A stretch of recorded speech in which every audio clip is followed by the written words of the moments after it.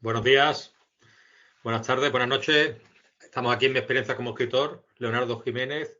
Hoy tenemos un invitado especial, un amigo, un gran autor y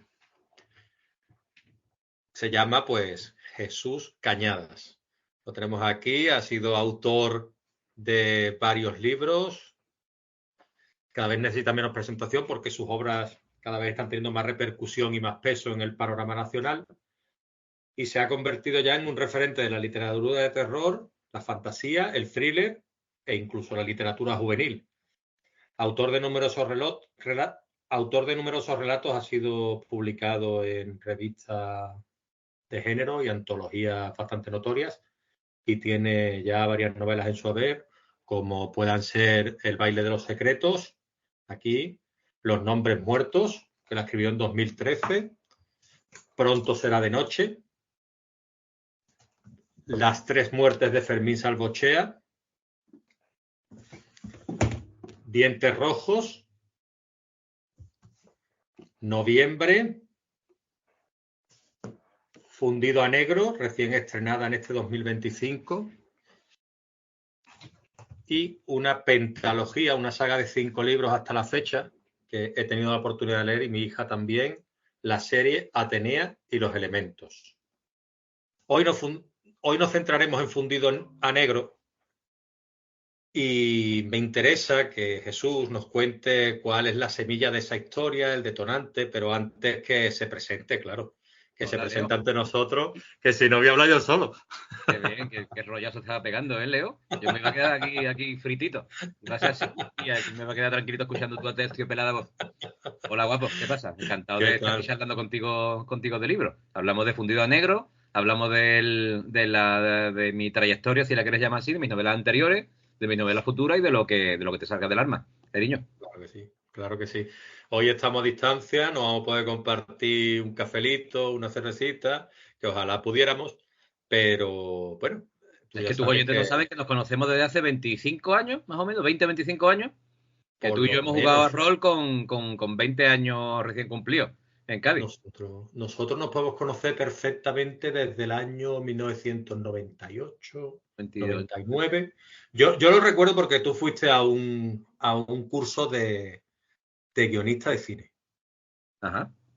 y Bueno, fuimos fue en, tú y yo. en Puerto Real, si no me equivoco. Y Ujú. ahí conociste a algunos amigos comunes y al final pues nos conocimos y luego ya pues tú empezaste a dirigirme Dungeons and Dragons Claro, es que lo que nos y unió, lo que creó nuestro amor fue el rol.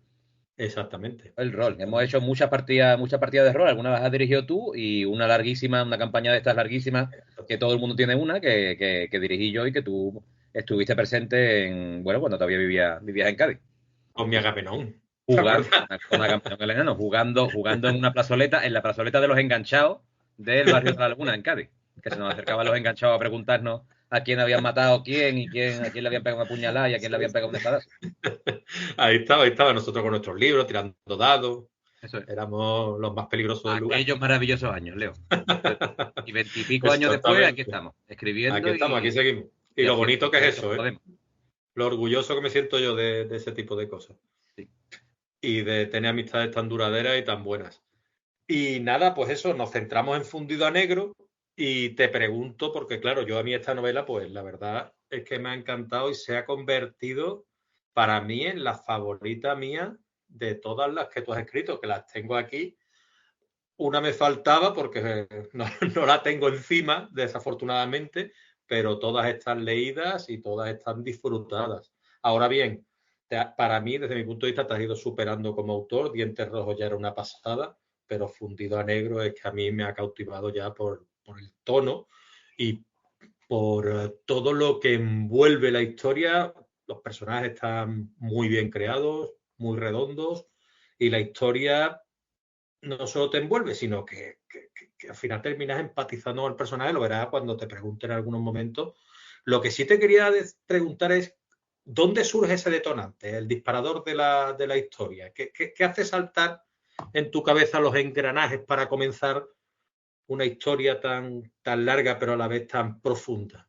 Mira, Leo, lo que pasó fue que hace unos cuantos años, en 2016, 17 por ahí, cuando estaba escribiendo Las tres muertes de Fermín Sabochea, a mí, como a casi todo el mundo en el planeta, me dio la fiebre del true crime. Me dio la fiebre de empezar a consumir estos documentales que salían en plataformas y que apostaban cada vez más por el absurdo y, sin embargo, tenían esa pátina de realidad, ¿no? De eso va el true de true crime.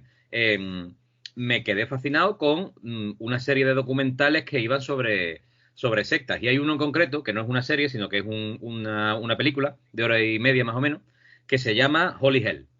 Y echando la vista atrás, yo creo que he localizado ahí el punto en el que empezó, la semilla de Fundido de Negro, porque este documental trata sobre la enésima secta, el enésimo grupo extrañísimo que hemos visto en todos estos documentales, que empieza siendo como una medio hippie para practicar yoga y con un poquito de espiritualidad, muy buen rollera, muy tranquila, donde el mismo gurú dice: esto no es una secta, el que quiera irse que se levante y se vaya, que aquí no le vamos a impedir nada, pero poquito a poquito va bajando escalones tras escalones tras escalones de irrealidad, de subir las apuestas en cuanto al esperpento que se está viviendo y de abuso psicológico y físico, que, bueno, como todos estos documentales te vuelve loco. Pero de este documental en concreto hay un momento que probablemente fue el detonante del que surgió Fundido de Negro, que es que una de las personas que se ha escapado de la secta, años después de haberse escapado, vuelve a encontrarse con el gurú de la secta,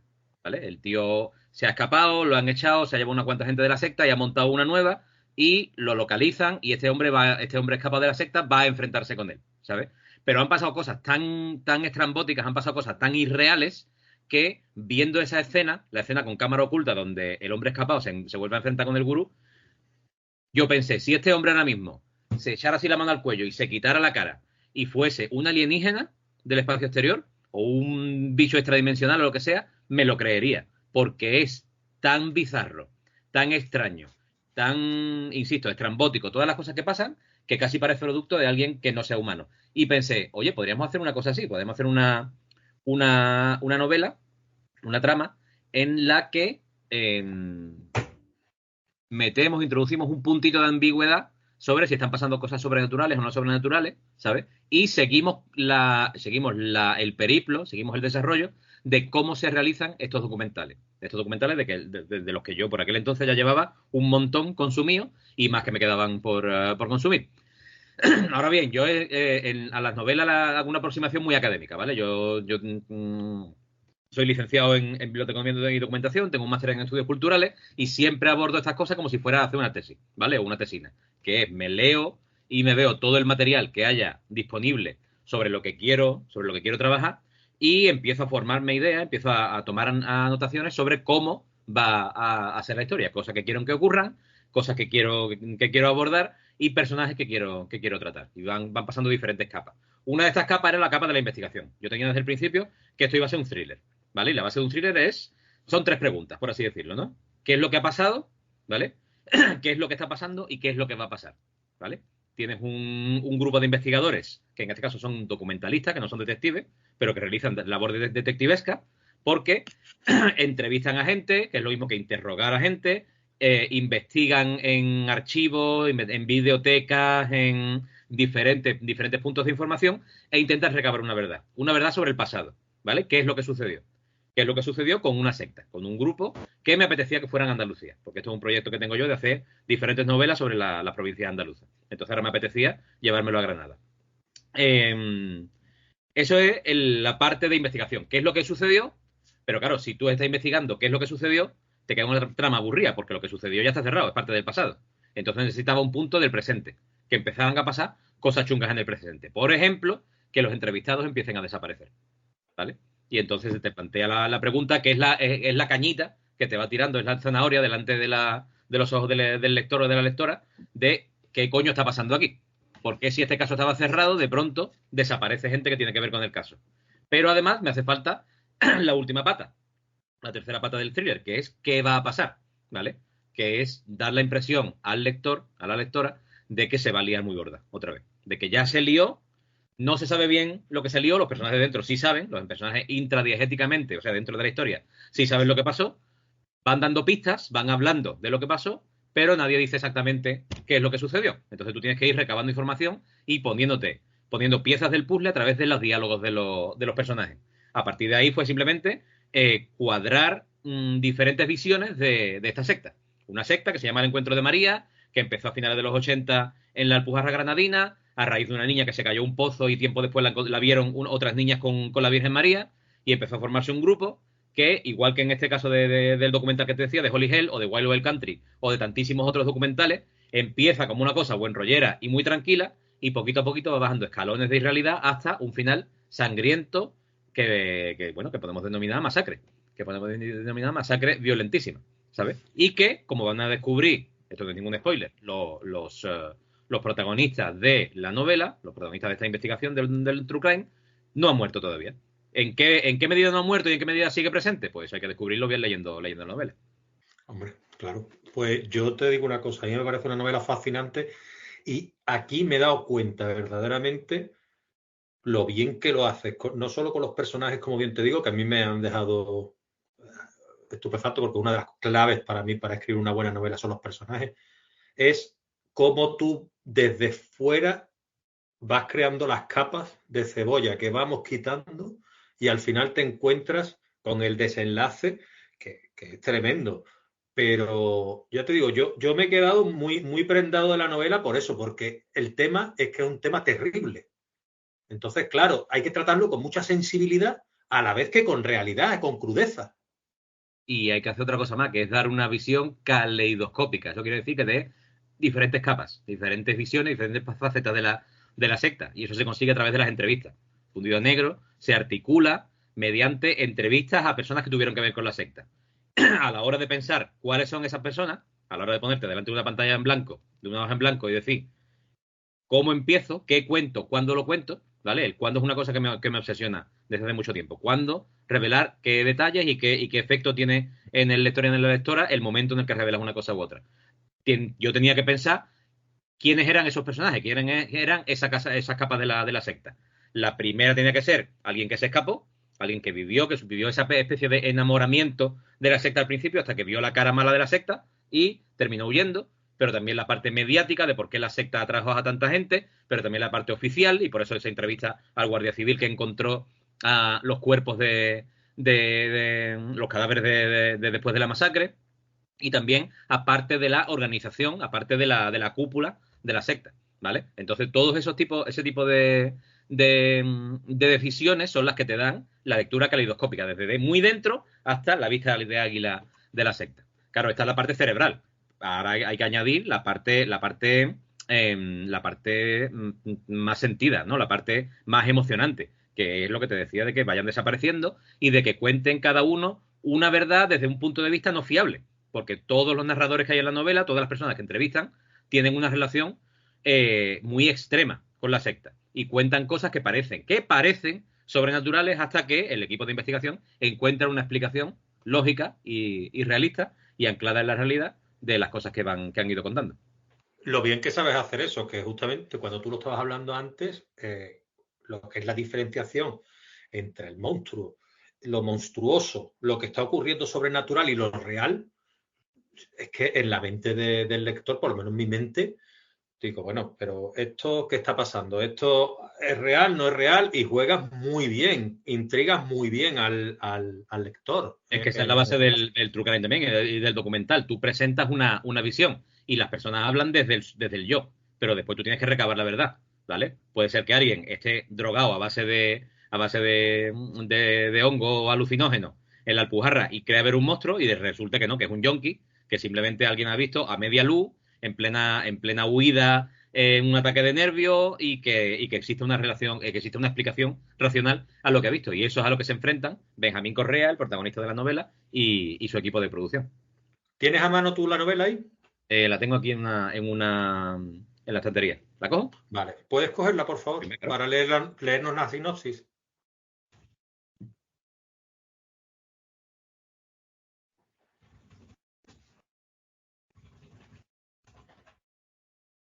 Yo Aquí te la tengo. prefiero que me lea, perfecto. que prefiero que me leas tú la sinopsis, porque claro, al ser tuya, yo me gusta que lo lea el autor, que lo lee con una pasión y una diferencia con respecto a mí importante. ¿Quieres que te ponga voz de radio o voz de... Hombre, claro, ponme voz engolada, venga. A Benjamín Correa, director de documentales caído en desgracia tras un escándalo, le surge la oportunidad de grabar un true crime sobre una secta de la Alpujarra granadina que, en los años 90, tuvo un final sangriento e inexplicable. A medida que se suceden las entrevistas con supervivientes y allegados al caso, estos empiezan a desaparecer. En su investigación, Benjamín descubrirá que la secta tuvo un reverso aún más siniestro del que cabría esperar. Un lado oculto que quizá no está tan enterrado como todo el mundo cree. ¡Chan, chan, chan! Y todo esto, chan, chan, chan, tienes un pedazo de book trailer por ahí, por las redes, que es una pasada, que yo lo vi y dije, a ver, yo he hecho mi book trailer y tal, es que claro, eso es otro nivel. Porque, Bueno, claro, es que estamos hablando... Cabe decir que la novela salió con el sello N de novela de la editorial Planeta y es otro nivel a la hora de promoción, a la hora de movimiento y a la hora de todo. Entonces, como esta novela tiene que ver mucho con lo audiovisual, una de las primeras reuniones de marketing que tuvimos en la editorial, se planteó en esa reunión hacer un estreno, que hiciésemos un estreno del documental de Benja sobre la secta, como si realmente se hubiera grabado el documental del encuentro de María. Por supuesto, no podíamos grabar 1 hora y media de documental, entonces lo que grabamos fue una pequeña pieza de 5 minutitos, 5 minutos más o menos, en la que se daban flashes de una de las entrevistas que va a haber dentro de la novela. Y eso es lo que pasamos. Se alquiló una sala de proyecciones en Madrid y se invitó a diferentes personas de los medios de comunicación, influencers, libreros, e hicimos varios pases donde mostrábamos este corto. Tú lo llamas book trailer, pero en realidad es demasiado largo para un book trailer. Un book trailer debería tener una duración un poco menos. Esto está rondando los 6 minutos. Pero sí, bueno, fue una pieza audiovisual basada en la novela y que era como la introducción a la charla que después tuvimos hablando de la génesis de la historia y de la redacción y de todo el periplo hasta convertirse en esta preciosidad del libro negro que tenemos aquí, este bloque negro. Además una preciosidad, ¿eh? Que una de las preguntas va hablando de esto, porque cuando yo lo tuve entre las manos, no me quiero imaginar lo que sentiste tú, pero cuando yo tuve entre las manos estas joyas, yo me quedé diciendo, madre mía, ¿esto cómo lo han hecho? ¿Sabes? Porque cómo se crea, ya me adelanto en la pregunta, ¿cómo se crea, aparte de esto, ¿no? Que dices tú, madre mía, ¿no? Y además la simbología que hay, y el negro sobre blanco, el blanco sobre negro, es decir, algo que llama mucho la atención del lector, pero a la vez también te atrapa. Entonces, esto cuando tú lo coges por las primeras veces, estas páginas crujen. Uh-huh. Y yo me acuerdo que tuve una conversación contigo que me hablaba de que queríais crear algo diferente, pues te puedo decir que lo habéis conseguido y mi enhorabuena, ¿eh? Muchas gracias, muchas gracias. Lo que pasa es que no es mérito mío. El mérito mío es lo que está dentro. Y ni siquiera, porque también ha pasado por muchas etapas de corrección y se ha mejorado muchísimo el manuscrito que yo entregué. Pero el empaquetado de la novela se debe a Lola Gulias, a su editora, que se metió hasta las cejas en el trabajo del manuscrito, pero también en el packaging, ¿no? También en el aspecto final que tenía el libro. Y la idea que teníamos era esa. Esto va a ser, como es una novela sobre el audiovisual, ¿vale? Va a ser una cinta VHS. Es un bloque negro que también juega con el negro del título y con el negro del pozo al que se cae la niña Cecilia Rendón al principio de la historia y que da lugar a la secta. Entonces vamos a hacer una novela enigma, por así decirlo, ¿vale? Un bloque negro que no se sabe bien qué es lo que tiene dentro. Pero aparte, como en la novela se usan muchas técnicas audiovisuales y se intentan pasar a lo literario, una de las ideas de Lola fue que parte de esas técnicas audiovisuales, que son grabaciones antiguas, fragmentos de programas de televisión, cámaras ocultas, todo este tipo de cosas que son inherentes a lo audiovisual y que yo simplemente había puesto con otro tipo de letras y en otro tiempo verbal para que se diferenciara, ella dijo, no, vamos a hacer que sea negro sobre blanco en lugar de blanco sobre negro. Vamos a hacer el negativo de lo que está pasando. Y vamos a darle al libro un empaque físico que vaya acorde con el contenido, con lo que está sucediendo en el contenido. Claro, yo no podía estar más contento. La verdad es que hablando pronto y mal, es la polla lo que ha salido. Es que Y bueno, esto una es como apuesta. la cocina de alta calidad, ¿entiendes? Sí, tío, es una apuesta porque bueno, te puede causar rechazo o te puede agobiar letras blancas sobre fondo negro o lo que sea, pero bueno, es un riesgo y es que a mí me gustan los riesgos, ¿sabes? Es una cosa que suelo repetir mucho en las entrevistas, pero este me marcó. Ahora probablemente más de un año y medio, estaba con mi pareja en la cama que nos íbamos a dormir y estábamos leyendo un ratito. Y mi pareja estaba leyendo un libro, yo otro, y no le estaba gustando nada el libro de mi pareja. Y lo cerró en un momento y me dijo probablemente lo peor que yo he escuchado decir de un libro en mi vida. Me dijo, este libro, después de cerrarlo, enfada, me dijo, este libro está escrito como todos los libros.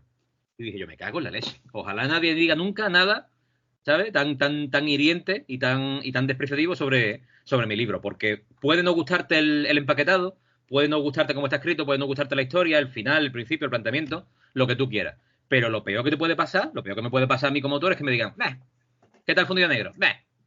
¿Sabes? Sin pena ni gloria. Otra historia más. Prefiero que digan esto es una porquería, o no me gusta el canto negro, o no me gusta el fondo negro de las páginas, o no me gustan ciertas decisiones que te han tomado, o no me gusta la historia. Mira, si no te gusta la historia, te has gastado tus 20 pavos y le has dedicado una semana o 3 días, o el tiempo que sea, has dedicado tiempo y dinero a esto. Tienes todo el derecho a que no te guste, ¿sabes? Lo que más me jode es la indiferencia. Entonces, que el exterior del libro sea un riesgo, igual que se corre en riesgo en el interior, en la historia, pues no podía estar más contento, ¿sabes? De que haya habido una editora con 2 cojones, con perdón, y haya dicho, venga, vamos a acompañar este interior tan bonito con un exterior que vaya acorde. Yo ya vi, aquí está el guapísimo, porque está Buah, guapísimo en esta foto. buah, Esto no lo repite tú. esto no, Esto no eres capaz de repetirlo. no, yo no. Y ya en Dientes Rojos ya hiciste cosas diferentes. Yo veía esos tachados y demás y ya vi cosas diferentes en ese ¿Sabes por modo. qué estoy tan guapito en esa foto? ¿Eh? Estaba pensando en mí. Porque tenía colitis. Tenía colitis, me estaba cagando vivo. Había perdido lo menos 10 kilos de cagarme vivo. Y estoy muy delgadito y muy guapito. ¿Sabes? Bueno, Es la estaría guapura, es la esperando guapura que buenas me da por el noticias. culo. ¿Qué te parece? ¿Eh? Con perdón. Madre mía. Nada. Hay otra cosita ahí que hablabas tú en la primera pregunta. Voy a ir retomando, aunque después no hablemos durante la entrevista, lo hablamos así estructurado. Tú hablabas de la documentación, de todo lo que te ha llevado a cabo ese True Crime. Sí que es verdad que es lo que tú dices, se pone muy de moda el True Crime, también se pusieron de moda series como True Detective y otras muy parecidas. La Isla Mínima, un peliculón, también se puso mucho eso en boga, ¿no? La cuestión, no me cabe duda, por supuesto, al leer tu novela, por la manera ya en la que está estructurada y la manera en la que tú vas abordando los temas y vas desarrollando, porque a mí me tenía súper intrigado con la culpabilidad del protagonista, sobre todo. No sabía, vamos, ni siquiera sé ahora, bueno, sí, lo sé porque lo he leído, pero hasta las últimas páginas no tenía yo claro si ese hombre, la culpabilidad que tenía sobre lo que tú presentas.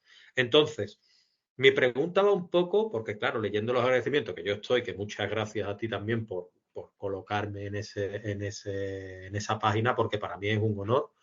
Y viendo, claro, hay una doctora también. ¿Esa doctora es una psicóloga que te ayuda o es otro tipo de doctora la que No, aparece en los es agradecimientos? una psicóloga especializada en maltrato. Es pareja de uno de mis mejores amigos y es amiga mía también. La considero una amiga muy cercana y me lleva asesorando desde las 3 muertes de Fermín Salvochea. Me lleva asesorando. Es un tema que merece la pena, del que merece la pena hablar. Es que Laura, esta doctora de la que hablamos, está especializada en maltrato, como digo. La abordé en su día en las 3 muertes de Fermín Salvochea porque en las 3 muertes de Fermín Salvochea hay un caso de maltrato. Hay una violación a una niña dentro de un hospicio, ¿no? De un refugio para jóvenes. Y me ayudó muchísimo porque en la primera versión de esa escena, que está en off, que simplemente se ve a la niña entrando en el despacho del cura que está al frente del hospicio y después se corta, cuando regresa ya traumatizada porque la han violado, lo primero que dice la niña es, me voy a vengar, lo voy a matar. Y cuando Laura se leyó el primer manuscrito, me dijo, Jesús, no vea más películas, picha, ¿sabes? Un 0% de niñas que sufren abusos sexuales dicen me voy a matar. Un 0%. Esto no lo dice nadie de esa edad que sufre un abuso. Lo que dicen un porcentaje significativo de niños que sufren estos abusos es culpa mía. He hecho yo algo. Esto es un castigo y yo he hecho algo para merecérmelo, ¿sabes? Entonces, no sea más tonto, no te pongas en ridículo con me vengaré porque nadie dice me vengaré. A partir de ese momento yo digo, Laura, tienes que leerte todas las cosas que haga porque yo trato cosas de violencia, ¿sabes? Y tú estás especializada en violencia real, ¿sabes? Entonces la consulté para dientes rojos y la he vuelto a consultar para fundido negro, sin la menor duda, ¿sabes? No, Y no, ella no, sí. claro, ella me da una visión que no es tanto veto, ¿vale? Ella es como una lectora de sensibilidad. No sabe si lo no sé si sabe lo que significa lectora de sensibilidad. No, si lo explicas mejor. Bueno, es una figura bastante polémica, que en realidad no de polémica ninguna, que surgió ahora unos años y que son lectores y lectoras que tienen una cierta afinidad con temas que tú estás tratando de los que tú no sabes mucho. Por ejemplo, si incluyes personajes trans, si incluyes personajes inmigrantes, personajes que pertenezcan a otra etnia, personajes homosexuales, personajes que tienen menos que ver con el punto de vista mío como señor de 45 años, cis hetero, que intento imaginarme cómo será cierta experiencia. Estos lectores lo que hacen es dar, y lectoras lo que hacen es dar un repaso a la novela y decirte, por supuesto, no hay una experiencia trans, no hay una experiencia, yo qué sé, de raza calé, no hay una experiencia homosexual, pero teniendo en cuenta que yo entiendo de estos temas, yo te diría que por aquí no vaya. Entonces, estos lectores de sensibilidad lo que intentan es mejorar tu manuscrito y que no hagas el ridículo, ¿vale? Sí. Muchos escritores, y aquí sí uso el masculino porque fueron totíos, pusieron el grito en el cielo de, pero ¿cómo va a venir alguien a cambiar mi arte y a decirme cómo puedo escribir? Bueno, picha, pues sí, te lo tienen que decir porque si tú no sabes si tú no sabes escribir un trans, mejor preguntar a alguien que sepa. Igual que si no sabes escribir un cirujano, consultas con un médico, ¿sabes? Y en ese caso es lo que me hace también, es lo que me hace a mí Laura, esta doctora especializada en maltrato, que cuando trato cosas de violencia y trato cosas de secta y trato cosas de cómo se siente alguien que se ha escapado de una secta después de sufrir un aborto porque la ha violado el líder de la secta, me dice, oye Jesús, no escribas esto porque vas a caer en el ridículo. Es una persona que no puede vetar lo que tú escribes, pero sí que te evita caer en el ridículo, ¿vale? Y siempre cuento con ella desde hace varios libros. Pues por lo que me estás contando, haces bien y tienes mucha suerte de contar con ella.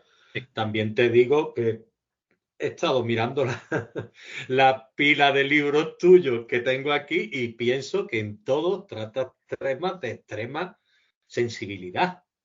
Bueno, En es la, que me va la en la marcha. mayoría de ellos. Sí, ¿Sabes? Entonces, claro, te viene muy bien una persona así que te asesore, porque al igual que yo cuando tengo un tema, a lo mejor cuando escribo un tema forense, un tema tal, un tema cual, pues siempre tiras de internet o tiras de alguien que conoces o tiras de un investigador o te pregunto a ti, oye, el tema literario, oye, Leo, pues aquí este hombre no sé si es agente literario o si es editor o qué puñetas es, acláralo porque aquí te estás columpiando.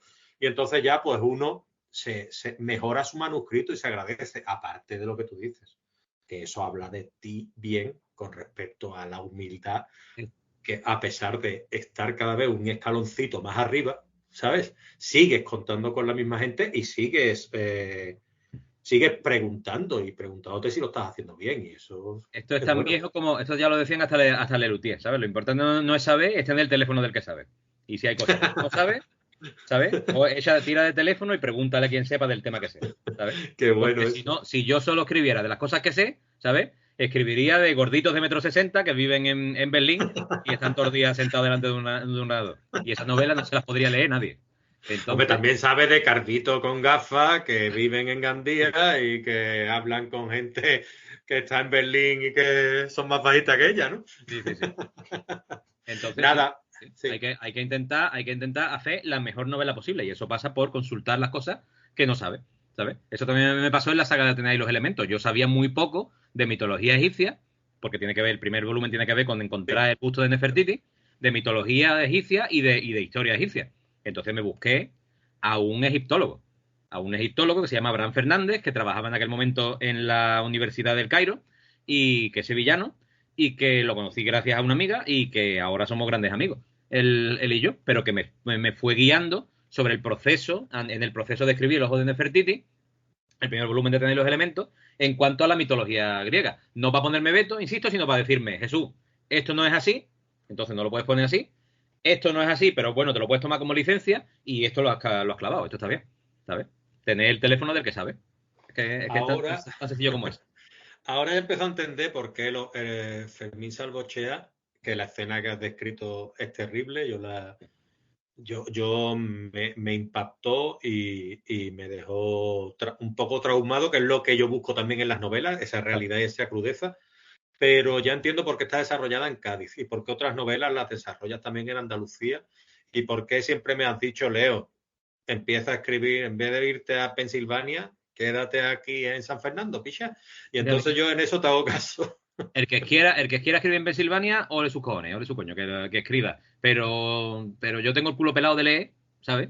Y Sí, tengo el culo pelado de leer novelas ambientadas en Pensilvania. Prefiero una en Sao Paulo, ¿sabes? O sí, sí, prefiero sí, sí. una en, yo qué sé, en Kuala Lumpur. Prefiero que me den algo distinto que otra vez el mismo detective atormentado de Nueva York, porque es que me lo he leído ya muchas veces. Es que Claro. me lo he leído ya Es muchísimas. difícil hacer algo diferente ahí, pero la pregunta mía va ¿por qué? Porque ya entiendo por qué en Granada, porque tú quieres compactar todas las regiones en tu mundo, en Claro, tu literatura. yo tengo un proyecto que va a ser diferentes novelas, una en cada provincia, una más de una, en cada provincia de Andalucía. ¿Por qué? Porque me da la gana, porque me apetece. Y Sí, haces porque bien. me da la gana, no hay Y porque ninguna. lo conoces, ¿no? Sí, claro. Por eso he Y empezado por porque aquí. lo tienes a mano. Es que al Claro, final, por eso las tres muertes de Fermín Salvochea pasa en Cádiz y por eso Fundido a Negro pasa en Granada, porque yo viví un par de años en Granada, pero tengo otra planeada para Málaga y tengo otra que va a ser muy bonita, que la abordaré dentro de un par de años, en Sevilla, porque me apetece. Después me tendré que ir pues, a sitios que conozco menos, que son Almería y Huelva, ¿sabes? Los extremos, pero también, ¿sabes? También será. Solo tengo que encontrar la historia correcta que se adapte a diferentes sitios, ¿sabes? O a Jaén. yo que he estado en la Alpujarra almeriense y la Alpujarra granadina, haciendo montaña y demás con mi señora, y, y he estado allí, es muy bonito todo. Entiendo por qué has escogido ese paraje para desarrollar tu novela. Justamente supongo que lo habrás hecho por el tema de la soledad que puede implicar donde sitúas tú al centro este en el que ocurren los hechos, ¿no? Y porque una de las bases de este tipo de grupos, de este tipo de sectas o de ciertos tipos de sectas es el aislamiento, la conexión con la naturaleza y el aislamiento.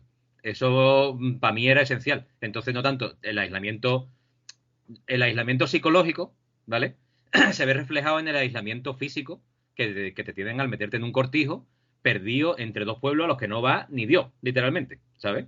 Sí. Entonces me apetecía eso, me apetecía un sitio cerca de Granada donde montar una empalizada, montar cuatro palos con un chamizo y llamarlo ermita y tener ahí un grupo de gente que termina matándose unos a otros, no se sabe bien por qué. Vamos a descubrir por qué y vamos a descubrir cuáles han sido las consecuencias y por qué nos están salpicando ahora mismo en el presente. Un entorno más rural. Sí. Yo ahora voy a tirarme a lo mismo, te hago una pregunta comprometida, ¿no? Yo he visto una solidez, una robustez, un empaque en esta novela que sí, que también tienen el resto de historias que he leído tuyas, pero que en especial Me está he poniendo contra las cuerdas, detectado ¿eh? en Agresivísimamente. Fundido a Negro. ¿La considerarías tu obra cumbre hasta la fecha o no? No, eso no, ni soy yo quien para decirlo, ni se puede decir. Mi mejor novela es la que no está escrita todavía. Y de todas maneras, tengo otras novelas a las que le tengo más cariño que a Fundido a Negro, pero depende, pero también en Fundido a Negro he llegado a extremos, he intentado técnicas que no he intentado en otras novelas. Lo que pasa es que no se puede cuantificar, ¿sabes? Ni decir a quién quiere más, si a mamá o a papá, o quién quiere más, a tu primer niño o a tu segundo niño, ¿sabes? No, es otra novela más, es otra novela en la que he intentado dar otro pasito más y no repetirme, porque si repito, me aburro, ¿sabes? Entonces, simplemente Muy una bien. novela que juega con otras herramientas, que plantea otras preguntas y que te lleva por otros derroteros. Yo he salido muy satisfecho de ella, pero mi mejor novela, quiero pensar, está todavía por escribirse. Es lo mejor, es lo mejor. Además, es la que estás escribiendo ahora, Jesús. Ojalá, inshallah, inshallah. Pues, sin embargo, a la vez que ve uno cómo avanza tu carrera, se da cuenta de que los pasitos que va dando al frente, como te comentaba antes, se convierten cada vez en pasos más firmes.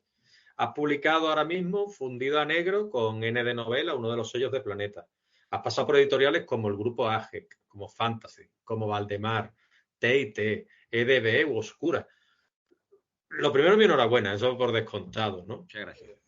Y después, es que ya una vez que llega, porque yo esta pregunta no te la hago porque eres tú, porque te la puedo preguntar también tomándonos un algo, ¿no? Cuando estemos en Cádiz, pero claro, si yo tuviera a alguien delante, le digo, ¿a ti qué te falta? Si ya Grupo Planeta, que es uno de los más importantes de España y del mundo. ¿Qué es lo que...? No sé ya, preguntarte si ha tocado techo tu carrera o tú qué piensas. Pues mira, me parece que te estás equivocando. Te voy a llevar a la contraria. ¿Por qué te estás equivocando? Pues porque estás pensando en una carrera lineal y las carreras, para empezar voy a poner en duda eso de la carrera porque simplemente es, y lo que yo voy haciendo es escribir novelas y a ver qué es lo que pasa con ellas. Yo tengo la suerte, soy un privilegiado porque todas las novelas que he escrito han terminado publicándose. Pero si yo mañana me cuelo por Planeta con una novela sobre caníbales del PP que devoran bebés magrebíes, pues probablemente el Planeta me coja así, me quite el polvito del hombro y me diga, esta novela se la va a meter a tu hermana en el mismo cuerpo, ¿sabes? Pero eso no significa que no la vaya a escribir. Eso no significa que no la vaya a escribir. Entonces no es una línea ascendente que empieza en Grupo AGEC y termina en Planeta, ¿sabes? Es ir escribiendo lo que buenamente te pida el cuerpo, lo que buenamente te emocione y lo que buenamente consigas terminar y después ve dónde coño lo coloca. Ve dónde coño lo coloca, porque desde luego no era la idea no era vamos a pasar de Oscura a Planeta con esta novela, es a ver dónde la colocamos. El caso de la colocación de Fundido Negro, además, no sé si lo hemos hablado tú y yo en privado, pero te lo puedo contar aquí, es una anomalía por completo, porque mi agente, una vez se leyó la novela a mi agente, dijo, bueno, vamos a hacer un brainstorming, vamos a hacer una sesión de ideas de a quién se la podemos mandar, ¿vale? Es una tontería mandarle Fundido Negro a una editorial especializada en poesía japonesa. Entonces, vamos a pensar a quién se la mandamos.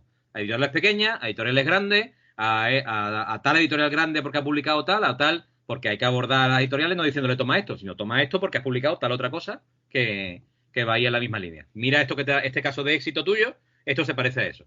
Y a ver qué tal. Entonces sacamos un listado, acotamos, por así decirlo, un listado de unas 7 editoriales más o menos, y aquí es donde empieza la anomalía, porque se las mandamos a las 7 editoriales, algunas pequeñas, otras medianas y otras grandes, y todas estuvieron interesadas. Todas dijeron, sí, la queremos. Y a partir de ese momento empieza la subasta, el baile de cifras, ¿vale?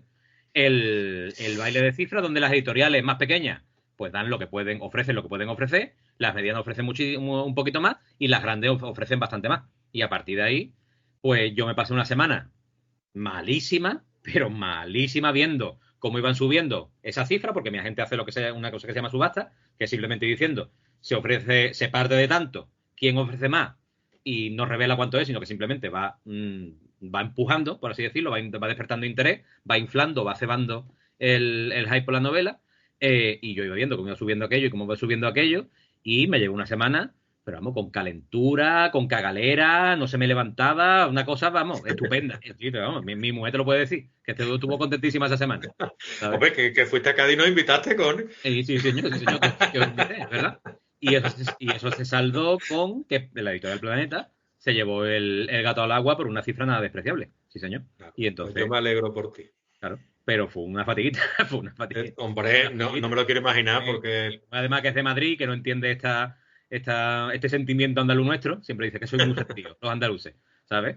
Pues ella me abrazaba ha tenido que aguantar no, esto no va a salir, ya verá, cómo no, que se han equivocado, esto no puede ser así, chiquilla, esto es un error, no va a salir, no lo van a firmar, hasta que lo firmaron. Hasta que lo firmaron, claro, pero es que somos un poquito, ahí lo que tú dices, ¿no? Trágico, ¿no? Muy sentido, eso es. Eso me dice mi mujer a mí también. Bueno, algo que me comentaste tú una vez, ¿no? Así como tú has dicho en privado y que no se me olvidará nunca, es que en todas las obras existe la impronta del autor. Yo luego lo he analizado y me doy cuenta porque tú me hiciste una pregunta cuando leíste una de las obras mías, ¿no? Me dijiste, Leo, ¿te has dado cuenta de que este tema se repite en todas las historias que he leído tuyas? Digo, pues puede ser. Y claro, mi pregunta iba porque quizás lo haya visto en las tuyas, quizás no, pero quiero que salgas tú al paso de la pregunta mía, ¿no? En tus obras, o en especial en Fundido a Negro, ¿qué hay de Jesús Cañadas? Absolutamente todo. En todas mis novelas estoy yo. Estoy yo y está el punto vital en el que me encuentro. Si te das cuenta, Dientes Rojos la escribí justo después de separarme de mi anterior pareja y teniendo una relación bastante conflictiva con Berlín. Y como bien dijo un amigo nuestro en Cádiz cuando se leyó el manuscrito de Dientes Rojos, esto parece que lo ha escrito alguien que está hasta la misma polla de Berlín. Y es verdad, ¿sabes? Y en Dientes Rojos pasa lo mismo. Dientes Rojos, el piso que ocupan, el que alquilan Benjamín y Coro, su productora, es el piso donde yo viví en Granada. Los escenarios de la novela tienen que ver con mi experiencia de los 2 años que viví en Granada. Entonces, sí, claro, la relación que hay mía con la ciudad, Benjamín es una persona separada, con una hija pequeña, cuyo motor vital, por así decirlo, es la seguridad y la estabilidad de su hija. Claro, yo no he cometido ningún caso de abuso como Benjamín Correa, pero tampoco he fundado ninguna secta. Entonces tú coges de trampolín tu experiencia personal y después ya pegas el salto a la ficción. Pero los cimientos de todas las obras, de todas mis obras, están en mi vida, por supuesto. Del mismo modo Y, que Las tres muertes de Fermín Sabochea es una historia de vampiros en el siglo XIX en Cádiz, pero se ve perfectamente al Jesús de los años 90, 80 y 90 que creció con la edad, que tuvo la edad que tienen los protagonistas de la novela. Sin la menor duda. Aparte de que uno de los protagonistas, que es Guaico, es mi abuelo. Es literalmente mi abuelo. Está inspirado en mi abuelo, por supuesto. Todas las historias tienen un cacho gordo de mí. Después ya hay demonios, piratas, sectas, hechiceros, vampiros, ya después todo lo que tú quieras. Pero la base, el trampolín desde el que yo salto a la ficción, es mi vida, claro. Claro. claro. Si no, No, es y que se además nota también el cariño que pones. bueno, y que es una cosa que yo le insisto mucho a la gente que quiere escribir novelas, ¿sabes? Que las historias que yo escribo son mejores o peores. Pero las escribo yo o no las escribo nadie. O no las escribe nadie. Y eso te lo digo a ti también. Lo que tú haces será mejor o será peor. Pero esa novela que tú has escrito, o la escribe tú o no la escribe nadie. ¿Sabes? Entonces, escríbela. Escríbela y a ver qué es lo que pasa, ¿sabes? Yo tengo la suerte de que lo que pasa es que funcionan y le gustan a la gente y hay quien me escribe para cagarse en mi puñetera madre por el miedo que le ha dado, ¿sabes? Que me está pasando mucho, que me están escribiendo privados por Instagram me he quedado toda la noche sin dormir, me he cagado de vivo con el final, pero ¿cómo haces esas últimas 2 páginas? Vete a tomar por culo, me dijo un amigo mío de Cádiz hace poco, ¿cómo he sufrido con las últimas 2 páginas? Vete a tomar por culo. Y yo le dije, gracias. ¿Sabes? Yo lo pasé mal, ¿eh? Yo lo pasé Claro, mal con pero es que escribiendo thrillers y escribiendo estas historias inquietantes, lo que uno pretende es que se pase mal. Que se pase mal bien. ¿Sabes? Yo no quiero que te metan un cortijo en ninguna Hombre, secta claro. que te acaben arrancando los brazos. Pero tranquilito en tu sofá, en una playita, en una hamaca, ¿sabes? En un camping. ¿Por qué no, claro? Léete una historia truculenta. Si la historia truculenta es tan guay, si es un juego. Es una cosa que me preguntan mucho desde hace muchísimos años en las entrevistas. Que si yo creo en lo sobrenatural, ¿sabes? Y yo les digo siempre, pero si yo creyera, ¿cómo iba a escribir estas novelas? ¿Sabes? Por supuesto que no, yo soy un ateo convencido. Ojalá fuera de otra manera porque creo que viviría mejor, pero soy un ateo convencido. No creo en nada sobrenatural. Por eso todo esto es un juego para mí. Y por eso me puedo permitir escribir historias con esta ambigüedad de ¿está pasando esto? ¿No está pasando esto? Hay cosas sobrenaturales, no las hay, porque estoy jugando. Estoy jugando como jugaba cuando era chico con los G-Joe, ¿sabes? Los sábados por la mañana en casa de mi madre en Cádiz. Es un Aquí has juego. abierto un melón, ¿eh? Y se me ha ocurrido Venga, una pregunta que no estaba entre las que yo tenía barajadas. pinga. ¿No te ha ocurrido nunca jamás en la vida nada sobrenatural o que puedas considerar sobrenatural? Son dos preguntas distintas. No me ha ocurrido nada sobrenatural, sí me ha ocurrido cosas que puedo considerar sobrenaturales, pero que no lo son, ¿vale? Te cuento una, por ejemplo. Ahora, en 2021, en plena pandemia, a mi madre le dio una necrosis en el colon, ¿vale? Esto es largo, pero bueno, no pasa nada, ¿no? Te lo cuento igualmente. No, no. Me avisaron, vente corriendo, yo creo que te lo he contado viendo cerveza en Cádiz. Sí, Vente, sí, bueno, pero que si tú lo quieres contar lo aquí. cuento, lo cuento. Vente corriendo para Cádiz, en plena pandemia, pilla el avión, bájate, fue en noviembre de 2021. Llegué a las 7 de la tarde a Cádiz y ya no podía entrar. Mi madre estaba en el postoperatorio, le habían quitado un cacho de colon, la habían abierto en canal como un cerdo y la habían vuelto a coser y estaba en el postoperatorio. Y ya había pasado la hora de visita, entonces hasta el día siguiente no iba a poder verla. Y no se sabía si iba a resistir el postoperatorio porque tenía en aquel entonces 78 o 79 años. Así que me fui para su casa, donde está mi cama de toda la vida, de mi cuarto de adolescente. Mi madre tenía un loro. Mi madre tenía una Caponi. Y yo siempre que iba de visita a verla, siempre me pasaba lo mismo. Me acostaba tarde porque salía con vosotros. Y en algún momento mi madre se había levantado antes y el Caponi estaba cantando como un cabrón, con el volumen al 11, ¿sabes? Y mi madre siempre decía, ¡shh! ¡Calla, joder! ¡Que lo va a despertar! ¡Shh! ¿Sabes? Y el Caponi se callaba. Y yo en la duerme vela siempre escuchaba a mi madre diciéndole, ¡shh! A la Caponi y a la Caponi cantando. Esa noche me fui a casa de mi madre, me acosté cuarto de mi infancia y a la mañana siguiente, te juro, pero te juro, que yo escuché a la Agaponi cantando y de pronto escuché "Shh", y el Agaponi se cayó. Pero mi madre estaba en el hospital, en el postoperatorio, y yo no sabía si iba a sobrevivir. Y lo primero que pensé fue, se ha muerto, se ha muerto. Esto es mi madre mandando callar a la Agaponi después de muerta. No, claro que no, eso era mi cerebro en duerme vela que había metido ese recuerdo ahí porque estaba acostumbrado a despertarse en Cádiz, ¿sabes? Y a escuchar al Agaponi, el sh y el Agaponi, el puto Agaponi callándose. Y ya está. Y de hecho mi madre no se murió, duró 4 años más, ¿sabes? Pero simplemente son cosas que tu cerebro podría interpretar como sobrenaturales, pero que no lo son. Entonces, cosas así me han pasado muchas veces. Una vez en el cementerio de Roma, en un cementerio en Roma, una tarde de verano, a mí me gusta mucho visitar cementerios. Y una tarde de verano fui yo solo a visitar el cementerio y paseando por entre mausoleos, te juro que sin una gota de viento, pasé por al lado de un sitio y hizo un jarrón. ¡Pla! Y se cayó y se estrelló contra el suelo. ¿Un fantasma? Pues no, probablemente no. El jarrón estaba a punto de caerse y al pasar yo por al lado, ¿sabes? Posiblemente se movió un poquito la tierra y se cayó.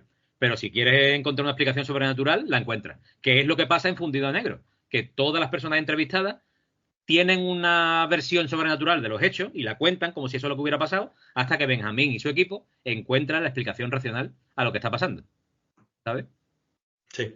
Y de ahí sale el thriller, de ahí sale la investigación. Al igual que tú has vivido en Granada, que entiendo yo que habrá sido en tu época de juventud, ¿no? Cuando estudiabas Y en la universidad, claro. en la biblioteca. Al igual que has vivido en Granada, Berlín, Cádiz, obviamente, el hecho de que ya no solo el hecho de vivir en los sitios, sino también el hecho de, digámoslo así, de vivir ciertas etapas de tu vida, también te ayudan a escribirlas, ¿no? Porque acabas de decir que Benjamín Correa tiene prácticamente tu edad, una hija de tu edad. ¿Todo eso te hace empatizar con los personajes? Empatizar con los personajes, que no sé hasta qué punto se puede empatizar con Benja Correa porque es un pieza, pero es que me interesan mucho los personajes pieza. Me interesa mucho Has conseguido, yo te puedo decir que has conseguido empatizar por el tratamiento que haces del personaje en el sentido de que no se sabe si es culpable o no hasta el final. Sí, lo que pasa que eso es Y lo típico linchan. de todos estos casos de abuso, claro. El Benja comete un abuso en su pasado y te vas enterando poquito a poquito de qué es lo que ha hecho, de cuáles han sido las consecuencias y de qué es lo que está viviendo. Y ha pasado una cosa muy curiosa con esta capa de la novela, ¿no? Del caso de Benja y de su pasado, que algunos lectores me han dicho que el caso se queda muy corto y otros lectores me dicen que el caso está muy exagerado y que Benja no es culpable.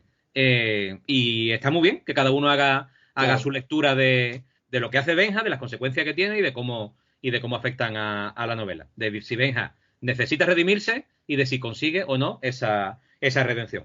Lo que sí te puedo decir es que los pasos que da Benja son punto por punto casi todos los pasos que dan estas personas, que tristemente estamos viendo casi diariamente, si no semanalmente, culpables de algún tipo de abuso. Yo no he sido, esto es mentira, hay una explicación, está todo el mundo contra mí, etcétera, etcétera. ¿Sabes? Es Claro.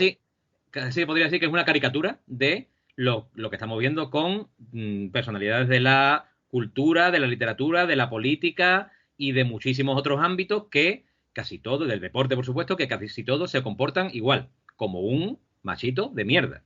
Como un machito de mierda, que es lo que le pasa también a Benja. Pero es que me fascinan estas cosas, porque eso es una cosa que me dijeron, esto es un poco spoiler. Hay un personaje muy malo en Dientes Rojos que no es malo, que no parece malo al principio, ¿vale? Y un lector, precisamente el marido de Laura, de la psicóloga, me dijo, es que no me puede caer bien este monstruo. Y yo te digo, claro que sí. Claro que te caen bien los monstruos. ¿Tú no has conocido a nadie que maltrate a su pareja? Porque yo tengo varias amigas a quienes su pareja les han maltratado. Y esas parejas eran encantadoras. Encantadoras y carismáticas. Pero es que así son los monstruos de verdad, ¿sabes? Es que así son los monstruos de verdad. Encantadores. Y es lo que pasa con Benja. Benja es un tío carismático, pero que ha cometido una falta por la que, bueno, hay que ver si tiene que pagar, si ya ha pagado, o si tiene que reconocer de alguna manera lo que ha hecho, ¿sabes? Y deja de echar balones fuera. Pero es que ese tipo de masculinidades me interesa mucho. Me interesa mucho porque veo un Claro. hueco ahí, ¿sabes? Probablemente haya novelas que no han caído en mis manos y que la traten, pero bueno, al menos doy mi visión sobre ello, ¿sabes? Y abordo Bueno, una trama poniendo en el centro, poniendo en la voz cantante a una persona de mierda. Pero es que las personas de mierda están guay. Las personas de mierda me interesan, claro, cuando se ¿sabes? descubre un monstruo de estos, uno empieza a atar cabos y dice, claro, tal, tal. Y te ves las capas esas de las que hablabas tú en tu novela, de los disfraces, las máscaras de esta persona, la cortesía impostada, tal cual, que al final llevaba siempre a algo truculento, ¿no? Pero eso también está muy bien, al igual que las descripciones de los personajes y también de los antagonistas, ¿no? A veces a mí me impacta y entiendo que impactará también la mente del lector como tú estás diciendo, ¿no? Entonces, una vez hablamos tú y yo de la importancia de la lectura para convertirse en un mejor escritor. ¿Han influenciado los autores a quienes has leído tú en tu manera de describir los monstruos que aparecen en tu obra? ¿Y qué autores han podido, digamos, influenciarte? No puede ser de otra manera, Leo, claro. Claro. Cuando te digo lo mismo que con lo del teléfono del que sabe. Si no sabes describir algo, cópiate de alguien que sepa. Cópiate de alguien que sepa, pero es que es lo más sano. Esto lo digo mucho en los institutos cuando voy a dar charlas sobre literatura y sobre mis libros infantiles y juveniles. Les digo a los chavales, copiaros, copiaos sin la menor duda, ¿sabes? Porque a base de copiarte vas a aprender a hacer, vas a identificar cosas que tú crees que puedes mejorar. Otra cosa que puedas o no puedas, pero por lo menos vas a intentar hacerlo, ¿vale? Tú imagínate un futbolista que no ve fútbol. No veo partido de fútbol. Yo juego en el Madrid, o en el Barcelona, o en el Bilbao, pero no veo partido de fútbol. ¿Ese tío quién es, hombre? ¿Sabes? Un futbolista ve partido de fútbol, ve a, yo qué sé, Cristiano Ronaldo, fíjate tú lo desactualizado que soy, mete un gol de chilena y dice, yo voy a intentar eso lo voy a intentar yo, a ver si me sale, ¿sabes? Y a lo mejor le sale un churro o a lo mejor mete un gol, ¿sabes? O mete 15 de chilena. Sí, Tú imagínate un músico... Y lo ve una vez y otra. Imagínate un músico que no va a conciertos. No, yo no escucho música. ¿Pero no eres músico? Claro, un músico tiene que ir a conciertos, tiene que estar todo el día escuchando música y pensando, ¿cómo ha hecho esto este tío o esta tía? Voy a intentarlo yo. Y con la lectura es igual. Tú lees y lees y lees y lees, ¿vale? Y piensas, ¿por qué me siento así ahora? ¿Cómo ha conseguido que me sienta así ahora? Me voy a volver para atrás, voy a ver cómo ha hecho esto, voy a ver cómo ha hecho esto otro, ¿sabes?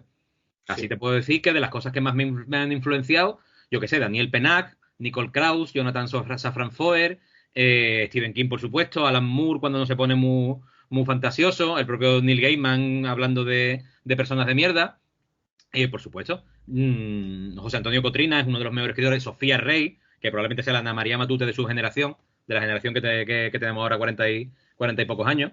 Sí, por supuesto. Por supuesto, Ismael Martínez Viurrum. Hay un montón de escritores que me inspiran, por supuesto, y que de los que me copio, Guillén López, de los que leo y digo, voy a intentar hacer esto. Benjamín Labatut me leí hace poco y creo que el primer capítulo de su novela Un verdor terrible me lo he leído, yo qué sé, 30 veces, porque es un ejemplo perfecto de prestidigitación literaria, de cómo te hace mirar para un lado, pum, y de pronto estás en otro sitio y te ha llevado a otra parte narrativa totalmente distinta, ¿sabes? Así que sí, por supuesto, tienes que leer cosas buenas y también leer cosas malas, ¿vale? Eso también lo digo mucho. Leer libros malos es indispensable, porque leer libros malos te va a dar ganas de escribir tú. Te va a hacer pensar, yo puedo hacerlo mejor que este libro, ¿sabes? Después ya te encontrarás con los problemas con los que se ha encontrado su propio autor o autora, pero que los libros malos también te dan ganas de escribir, ¿sabes? Claro. Yo voy ahora sin ánimo de destripar la novela, obviamente, abordas un tema muy delicado del que no sabemos si el personaje en cuestión, Benjamín Correa, es inocente o culpable de los pecados que se le imputan y demás. Lo abordas, como te digo, de una manera magistral.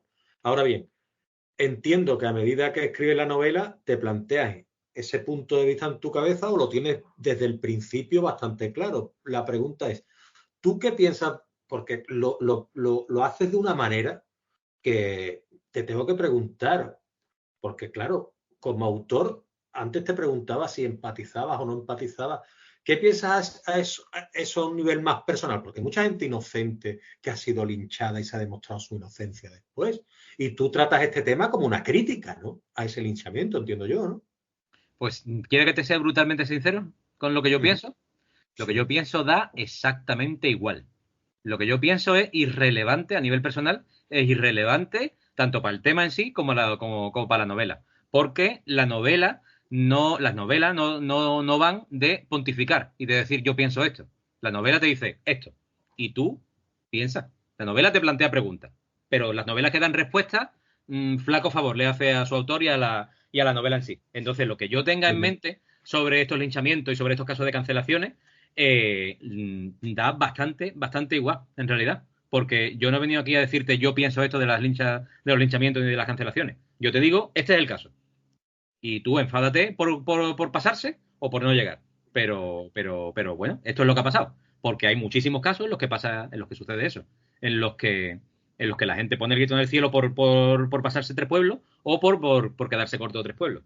Y eso es lo que quería hacer también con el caso de Benjamín Correa. Entonces, Conmigo lo has conseguido, ¿eh? está clarísima, mi opinión personal está clarísima y es totalmente irrelevante. Totalmente irrelevante, porque lo que yo no quiero es que la gente piense como yo. A mí me ha hecho pensar mucho y darle vueltas a ese tema cuando he terminado la novela. Sí, ¿no? Es decir, sí. Del tema del linchamiento, porque estamos desafortunadamente tan acostumbrados a ello que es que no me lo planteo a diario. Uh-huh. Es una cosa que está en las redes, que está en la televisión, que está en los programas, que esto, que lo otro. Y al final se linchan a unos y a otros y dices tú, bueno, ¿y esta persona cómo recibe estos impactos? Que es lo que tú presentas justamente en la novela. La recepción de Benjamín Correa de esos impactos que le están llegando externos y que le han arruinado la vida. Para bien o para mal, en el sentido de si es culpable o es inocente, ¿vale? Ya. Pero le han arruinado la vida. Sí, pues ¿sabes qué te digo? La novela empieza con Benjamín Correa recibiendo una oferta de trabajo, que es una cosa que pasa o le pasa en estos casos de linchamiento, que en realidad solo significan que alguien que es muy rico es un poquito menos rico, ¿sabes? Durante un tiempo.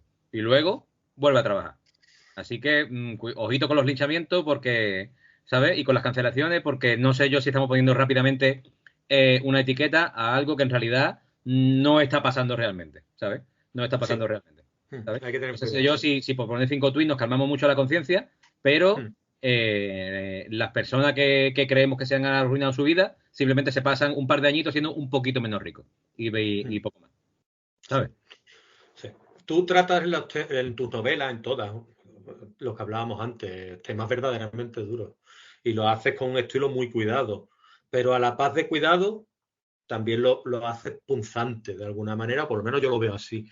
Yo parafraseo aquí un poco a Muhammad Ali, porque tú sabes que yo me gusta mucho el boxeo, y hago ese símil de volar como una mariposa, porque tú te mantienes ahí como observando, vas pintando, haces el cuadro y demás, y después pica como una abeja al lector y a su mente, como bien te he dicho antes, ¿no?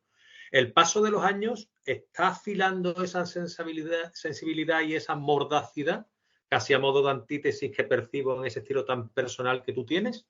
Uy, pues no lo sé, Leo, eso no soy yo quien tiene que responderlo, si el paso de los años me está afilando la pluma, porque cada novela, una cosa que intento es que no se parezca a las anteriores, ¿sabes? Sí que es verdad que intento convencer a los lectores y a las lectoras con argumentos estilísticos, que es una manera bonita de decir que quiero que la novela esté bien escrita, ¿sabes?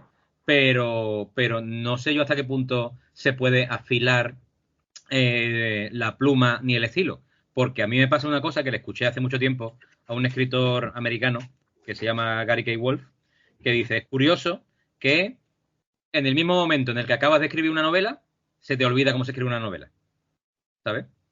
Y eso me pasa a mí. Cuando inicio un proyecto nuevo, no tengo ni puta idea de cómo abordarlo, ni de cómo meterle mano, ni de cómo empezar, ni de cómo terminar. Tengo ciertas nociones en la cabeza y me tiro a la piscina, una piscina de mierda, nunca mejor dicho, una piscina de barro y de fango, a intentar sacar algo bueno. Pero también es una cosa que digo muchas veces, mis primeros borradores son para meterme en la cárcel, en la puta cárcel, si la gente los leyera, ¿sabes? ¿Te has quedado vacío cuando has terminado de escribir la última novela? Me quedo vacío. No es tanto que me quede vacío como que como quiero hacer otra cosa distinta, no sé qué. ¿La tienes ya en mente esa cosa distinta? Sí, ¿O todavía no? las novelas siempre es. Yo tengo ahora mismo en la cabeza, no sé, 15 novelas más, o así. Y, y simplemente es decidir la que quieres hacer y pensar el modo idóneo de hacerla. En el mismo fundido a negro, me llevé bastante tiempo atascado por tomar una decisión, porque es lo que tienes que hacer, es lo que eh, el verbo principal de un escritor, que no es escribir, es pensar. Pensar, tomar decisiones y ser consecuente con ellas, ¿sabes? Y saber presentarlo, ¿no? Porque Claro, bueno, hay mucha gente. Eso es trabajo, eso es trabajar. Eso es trabajar, eso es escribir mierda y corrigiendo hasta que no sea mierda. Sí. Yo creo que hay mucha gente que es muy inteligente, que sabe mucho de un tema, pero a veces no sabe cómo explicarlo. Bueno, si no sabes cómo explicarlo, vuelve a pensarlo. Y vuelve a pensarlo y vuelve a pensarlo hasta que quede claro. A la gente. Otra cosa que digo muchas veces es que es muy fácil empezar una novela y es dificilísimo a acabarla, ¿sabes? Hay gente que se pierde en voy a mejorar lo de ayer, voy a volver para atrás, voy a volver a reescribir, se mete en un laberinto y nunca vuelve a salir, ¿sabes? O que tienen una gran premisa y después no saben cómo desarrollarla. Bueno, O la desarrollan de manera fallida en algunos casos. pero porque se agobian y ya lo dejan, ¿sabes? No te agobies, sigue para adelante, sigue para adelante. Y te decía que me quedé atascado un momento porque no estaba seguro de si la narración de novela, perdón, la narración de Benja, que es en el presente, iba a estar contada en presente, y la narración de los vídeos, el material audiovisual que van encontrando, iba a estar en pasado o al revés, ¿sabes? Y entonces fui haciendo pruebas, escribo esto en presente, escribo esto en tercera persona, soy Benja y escribo en primera persona, pero eso ya lo había hecho en Dientes Rojos, entonces no me apetecía. Y entonces la dualidad de audiovisual más realidad tenía que expresarla de alguna manera, ¿sabes? Tanto con el tipo de letra como ¿Tiene algo que ver el cambio de estructura de la letra y demás en eso que tú estás contando, ahora que caigo? Bueno, simplemente fue otro tipo de letra. Tiene que estar en otro tipo de letra y tiene que estar en otro tiempo verbal, ¿sabes? Exactamente. E incluso el negro sobre el blanco, ¿no? También puede tener que ver, ¿no? Es Claro, que yo claro, eso me acuerdo leyendo la novela que decía, mira qué interesante esto que ha cambiado de momento o de enfoque y me lo está escribiendo en un tipo de letra diferente, una claro, pero página tiene diferente. que haber una razón detrás de eso. Y es que la razón, que es lo que tarde tiempo en encontrar, es que el pasado grabado es presente. Cuando tú ves una grabación de un programa, está pasando ahora, ¿sabes? Claro. Cuando tú ves una entrevista, la entrevista se está haciendo ahora, aunque la veas 30 años después. Por lo tanto, eso tenía que ir en presente, porque lo que está grabado existe en un presente continuo, está pasando ahora. Y eso me obligaba a que el presente de Benja, la realidad, estuviera escrita en pasado. Benja fue, Benja se levantó, bajó a no sé dónde, se montó en no sé cuánto, simplemente el contraste. Pero hasta dar con esa razón, hasta dar con la razón de por qué pasaba eso, estuve bastante atascado. Estuve bastante atascado y dándole vuelta al Shisharo hasta que lo encontré. Muy bien. Y eso es lo que te decía de parte de esto. Y esto no tiene nada que ver con la novela que voy a escribir ahora. La novela que voy a escribir ahora es completamente diferente. Y tengo que tomar otras decisiones que todavía no sé cuáles, bueno, algunas sí, cuáles son las respuestas, cuáles son la decisión correcta y cuáles son sus consecuencias. Entonces, ¿Para ti también podría tratarse, a pesar de tu experiencia, de una novela experimental? Es la nueva que vas a escribir. ¿Pero qué significa experimental? ¿Que pruebas ¿Te gusta cosas? ese tipo de...? Sí, te gusta ese tipo de reto, por lo que veo, ¿no? Porque tus novelas son parecidas en tu estilo, pero a la vez siempre pruebas algo nuevo. Bueno, y eso es innovador. Bueno, pues insisto, es que a mí me gustaban mucho las albóndigas con tomate que hacía mi madre, pero si comiera albóndiga con tomate todos los días para almorzar y para cenar, y empezar el lunes, por miércoles estaría ya hasta el mismísimo carajo de albóndiga con tomate. Y me pasa lo mismo con los libros. Si yo escribo otro libro igual que Fundido a Negro, diría, pero si esto ya lo he escrito. Y me Tú aburriría. llévame a mí los nachos con guacamole, que la última vez nos los quedamos sin comer y te los llevaste. O sea, me cago en vuestra puñetera madre, ¿eh? 6 aguacates que había echado ahí, ¿eh? A 2 pavos cada uno, ¿eh? Qué asqueroso soy, ¿eh? Qué bueno. Mira, otra cosa. ¿Quiénes son peores? ¿Esas personas que aparecen en alguna de tus obras con esos corazones oscurísimos que metes? ¿O los monstruos que describes? Para ti, ¿quiénes son peores? Esto yo no sé si lo dijo alguien o se me ocurrió a mí, pero lo digo como si se hubiera ocurrido a mí. Mis novelas son novelas con monstruos donde los malos son las personas. Siempre.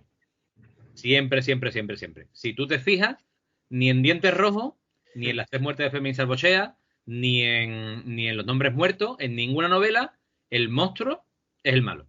El monstruo está y hace cosas de monstruo, igual que un escorpión te pica porque es un escorpión. Pero el escorpión no es malo. El monstruo existe, pero los malos son los que llenan un saco de escorpión y se lo tiran encima a un bebé. ¿Sabes? Los malos siempre son las personas. Siempre. Y en Fundido Negro también. Vale, perfecto. Ahí quería yo llegar. Y en algunos de los tramos y escenas de tus obras son descritos de una manera muy particular. Yo lo llamaría el estilo Cañadas, ¿no? Obviamente.